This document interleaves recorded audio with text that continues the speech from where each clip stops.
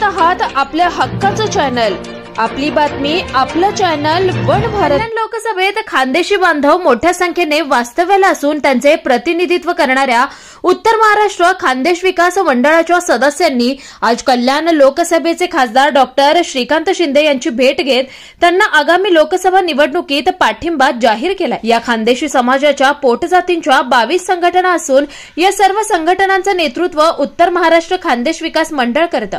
या मंडळाचे अध्यक्ष विकास पाटील यांनी शिष्टमंडळासह खासदार डॉक्टर श्रीकांत शिंदे यांची डोंबिवलीत भेट घेत त्यांना आगामी निवडणुकीसाठी पाठिंबा जाहीर केलाय। यावेळी खानदेश भवन उभारणे तसेच मुंबई भुसावळ रेल्वे गाड्या सुरू करणे अशा काही प्रमुख मुद्द्यांवर चर्चा झाली।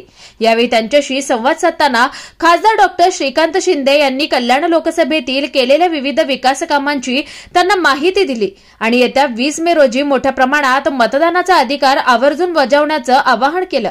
या प्रसंगी उत्तर महाराष्ट्र खानदेश विकास मंडळाचे अध्यक्ष विकास पाटील, एजी पाटील, नाना सूर्यवंशी, सुनील चौधरी, रवी पाटील, मगन सूर्यवंशी, अनिरुद्ध चव्हाण, लालचंद पाटील, श्री इंगळे, उज्ज्वला पाटील यांच्यासह भाजपाचे कल्याण लोकसभा निरीक्षक शशिकांत कांबळे, शिवसेना उपजिल्हा प्रमुख राजेश कदम, शहर प्रमुख राजेश मोरे यांच्यासह खानदेशी बांधव उपस्थित होते। साहेब, आता खानदेशच्या साईडला जाणाऱ्या गाड्या भरपूर, परंतु प्रत्यक्ष प्रॉब्लेम काय ना की जळगाव आणि म्हणून बऱ्याच प्रवाशांचे आमचे हाल होतात।